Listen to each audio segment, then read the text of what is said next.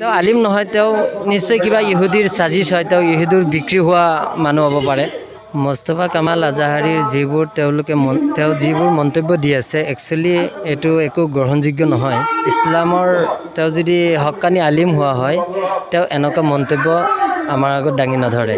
আৰু যিহেতু ইছলামৰ বিষয়ে যিটো তেওঁ বেয়াকৈ কৈ আছে, আজি মুস্তাফা কামাল আজাহাৰী যিবোৰ মন্তব্য দাঙি ধৰিছে, মুস্তাফা কামাল আজাহাৰী তেওঁ ভাবিছে কি তেওঁ ইছলাম ধৰ্মৰ তেওঁৱে জাননেৱালা বুলি নিজকে নিজে বহুত ডাঙৰ আলিম বুলি ভাবি আছে।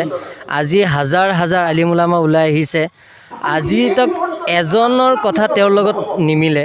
মুস্তাফা কামাল আজাহাৰী প্ৰত্যেকটো মন্তব্য যেনেদৰে জমিয়ত উলামাই হওক, ইছলামী দল সংগঠনে হওক, কিন্তু তেওঁ বিৰোধী কৰিব লাগে, কিন্তু দেখা যোৱা নাই যে জমিয়ত উলামাই তেখেতসকলৰ ওপৰত কোনো মন্তব্য প্ৰদান নকৰে, আলিম উলামাসকলেও নকৰে, কিছু আলিমসকলে কৰে।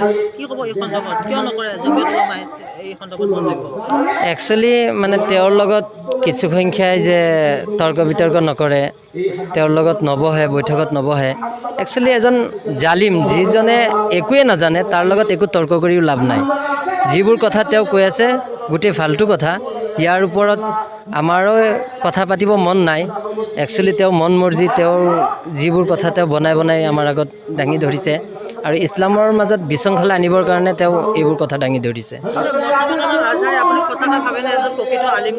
তেওঁ প্ৰকৃততে আলিম নহয়। তেওঁ আজাহাৰীটো আমাৰ আলিম উলামা বহুত আছে। আজি তক তেওঁ যেনেকুৱা মন্তব্য দি আছে, আজিলৈকে এনেকুৱা আজাহাৰী আলিমৰ মন্তব্য শুনা নাই। একমাত্ৰ হিন্দুস্তানত তেওঁ ওলাই আহিছে নেকি আজাহাৰী। হিন্দুত্ববাদী নেতা নেকি, RSSৰ নেতা নেকি? হিমন্ত বিশ্ব শৰ্মা চৰকাৰখনক তেখেতে ছাপোৰ্ট কৰে।